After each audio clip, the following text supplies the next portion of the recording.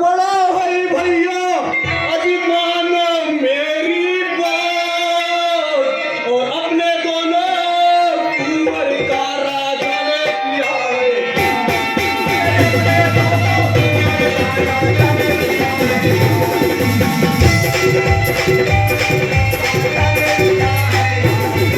क्या भैया सूरज वीरेन घर में नहीं है? भैया भैया वो राजा ने निकाल दिया। राजा चंद्रसेन का अपमान का बदला मैं जरूर लूंगा। ठीक है भैया।